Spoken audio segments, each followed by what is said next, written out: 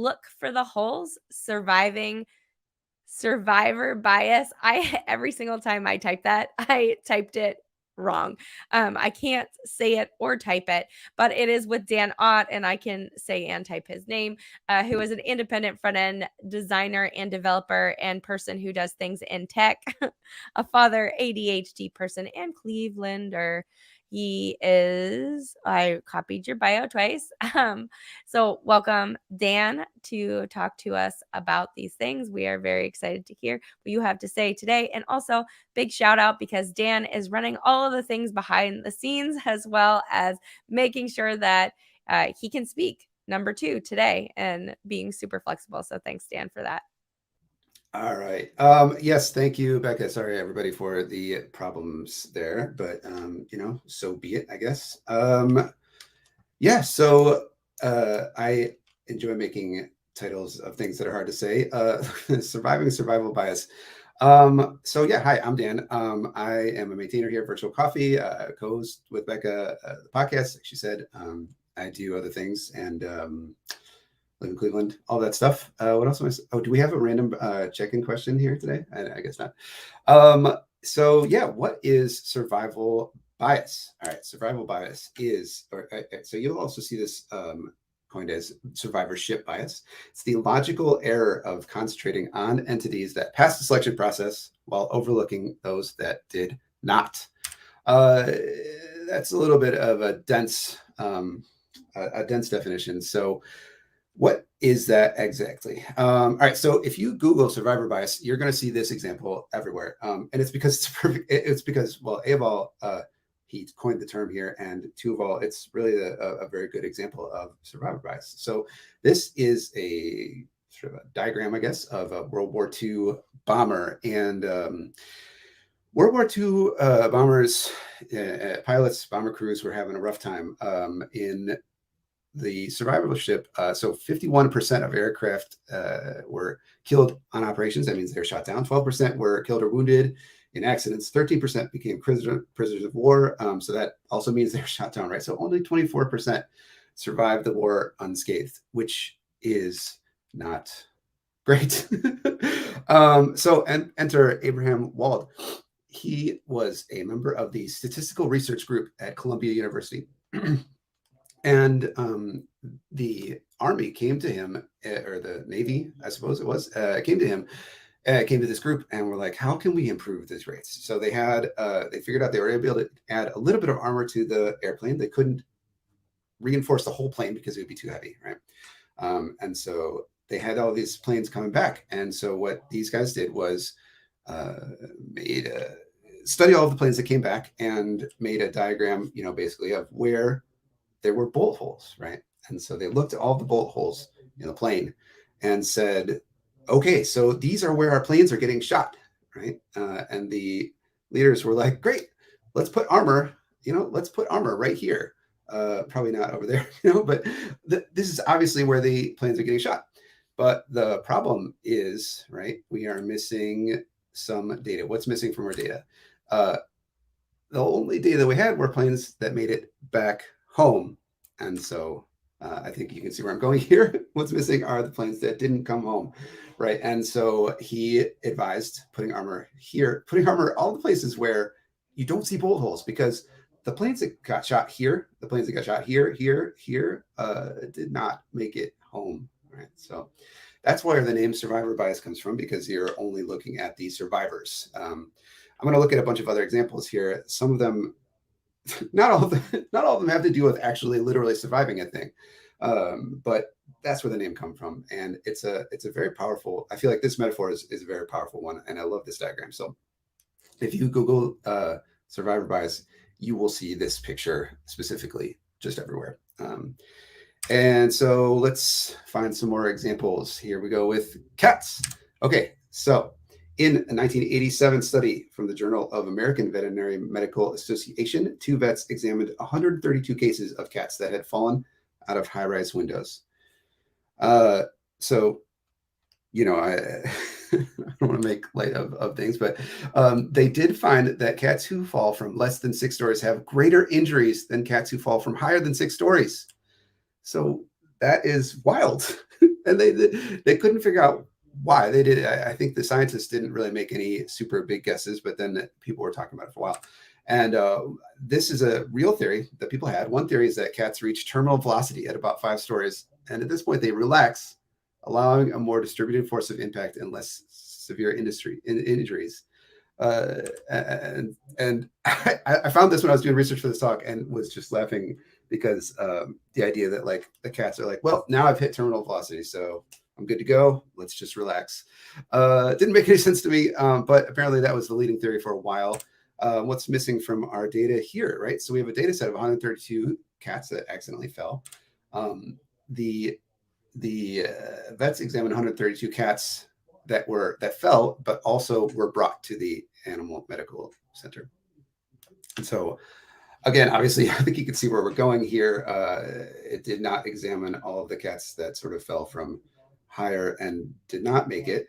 And that's like a big source of problem, a big source of missing data, right? And so the the missing data led to some erroneous assumptions, and by only looking at a portion of the data, right? And so again, we are looking at where are the holes in the data, and so there's a bunch of other examples of survivorship bias. You can do them. I found this on thedecisionlab.com, and it made me laugh every time I look at it. But survivorship bias. So this is another place that this shows up in sort of modern times in our world, is looking at success stories, right?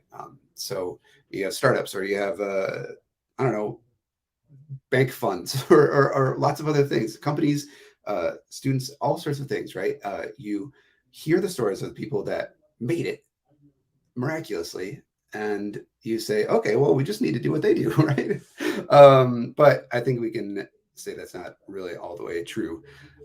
So here's another example: famous and successful college dropouts. So I'm sure you've heard some of these, right? Steve Jobs, Bill Gates, Mark Zuckerberg, also this guy. Four incredibly famous and incredibly successful dropouts from college, right? And so you might look at this data and say, well, man, if I'm in college, but I want to be successful and famous like Dan and Steve, I need to drop out of college. uh, but right, what's missing from our data here?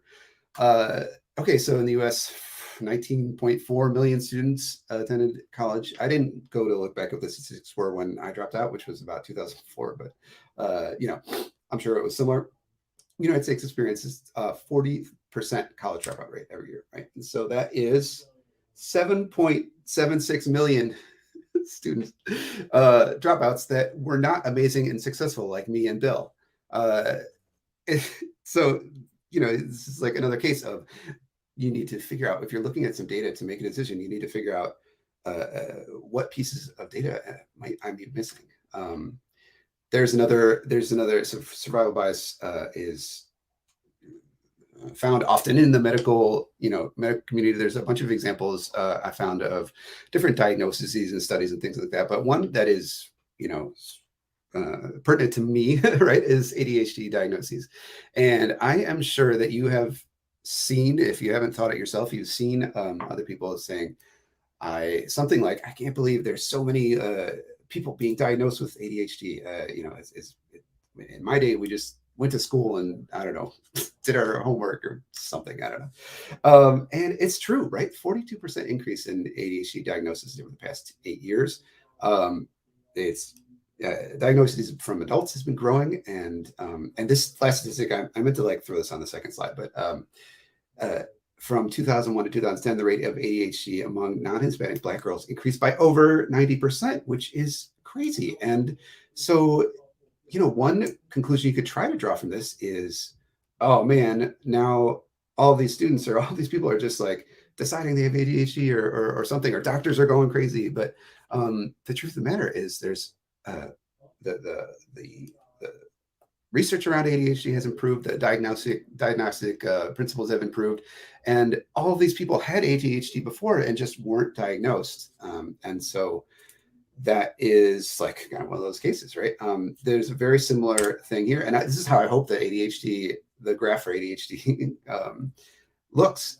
So this is the history of left-handedness, and you can see here what is like 4 or 5% in the Victorian ages, right? It even dropped more, and then all of a sudden it skyrocketed. And what happened here was society stopped vilifying left-handed people, right? Society stopped trying to, in general, like most of the time anyway, force left-handed people to be right-handed. And you can see here that that conclusion actually plays out because around 1960 or something, it kind of tops out. And this is where it's been since then, right? So 12% of people are left-handed. All the research shows left-handedness is genetic, and you can force somebody to be right-handed, or probably to be left-handed too. But if you leave everything alone, about 12% of people will be left-handed, and that's how it should be, right? So all this was missing data, right? All these people here were left-handed. Oop, I just did something. Oh, okay, I skipped this slide.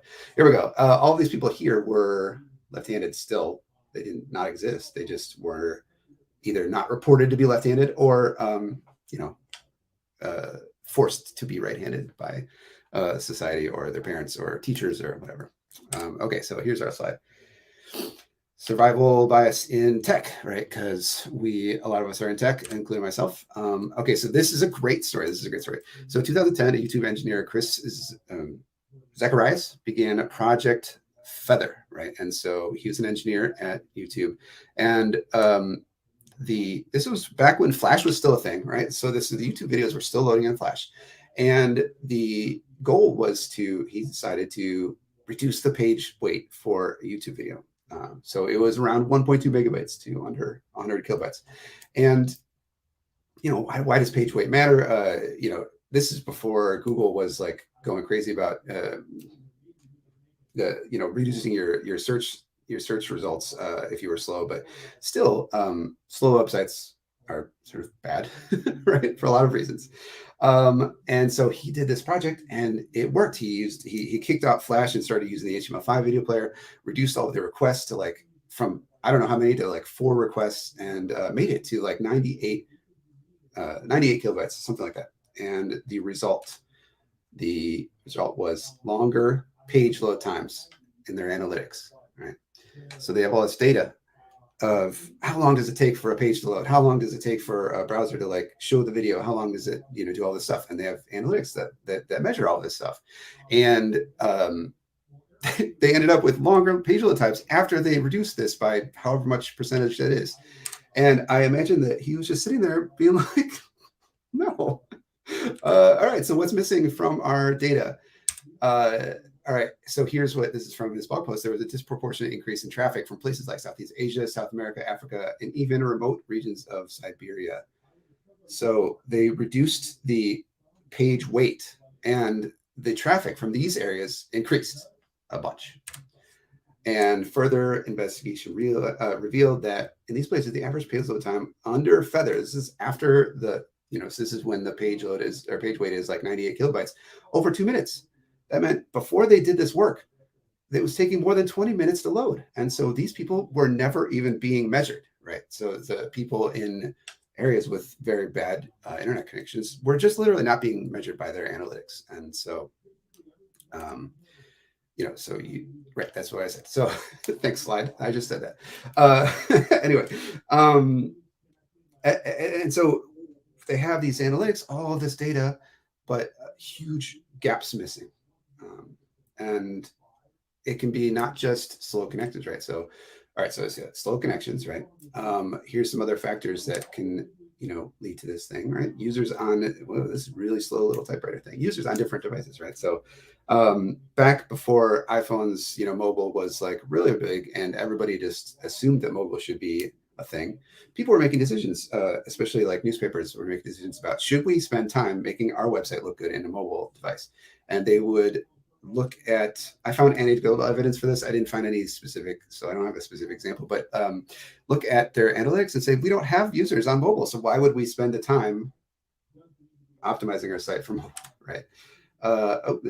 That's cool. Users employing ad tracking blockers. Right. So if you're relying on Google Analytics for your analytics data, you are missing all of the people that use this So if your user, if like you use Firefox, right? Firefox blocks third-party cookies by default, and so a lot of these people aren't getting tracked at all. And ad blockers, all that stuff, right? And oh man, I should have been just on enter, you guys. And users with disabilities, right? And so this is another big thing, right? So if you look at your data and you say, well, we don't have hardly any users that are using screen readers, right, or whatever, or screen magnifiers or things like that. It's possible / likely that that's because your site just doesn't work and they're not coming to your site, right? And so you think about that YouTube example and think about why, when you're looking at your data sets, and it doesn't just have to be Google Analytics, but if you're looking at a chunk of data, you need to look at the whole picture, find the whole picture, figure out what pieces of the picture you're missing. And so how can we survive survival bias? All right, so collect data from a diverse range of sources, right? So one way to, and you can read about that Project Feather and some other things, but other ways to get around the analytics thing, right, is that you can look at your server logs and see, because those get hit, right? So if a user, I'm not going to get like too technical, but if a user hits your website and then like leaves right away, it won't show up in Google Analytics. It will show up on server logs, and so you can collect data from, you can diversify your sources by using, for example, analytics and server logs. You want to include both successful and unsuccessful cases in your analysis, and so I don't know if this really. I suppose that people leaving your site before they come, or just not coming at all, can add to that. Be aware of your own biases and assumptions. This is a big one, and this isn't obviously a lot of this is good advice for avoiding lots of different kinds of biases, but it's a good one for this one too. And ask questions that challenge assumptions, right? And so if somebody comes to you and says, "Well, we have this data, we need to do this," we need to avoid like not make our site accessible because we don't have non-sighted users coming to our site. Like that's an assumption, and I think it's important to challenge it. And then seek out alternative viewpoints, and that's kind of saying the same thing, I guess. And there's another thing: pay attention to what is not being said or being considered, right? And so that is look for the holes. And that's pretty much it. So I'm all done with that talk, and I'm really good at ending things as usual. So Becca, why don't you come in and save me? Because I'm just going to keep rambling until somebody cuts me off, as usual. Thanks, Dan, my podcast co-host, who is very good at co-hosting things. This was really great. There's a lot of cool things that we learned throughout this and a lot of great slides. So I hope everybody was able to catch that and you'll be able to rewatch it on the replay too. So thanks for sharing all of the information with us. Yes. If you loved listening to Dan, please listen to our podcast because it is a lot of. Yes, he is there. So is Becca. So it's good. What didn't we learn in this talk? Exactly. Real RLG in the chat. I'm sorry, I'm not sure who you are. Lots of great comments in the chat. Thanks everyone for being here and listening. Thanks everybody. And Thanks, we've Becca. got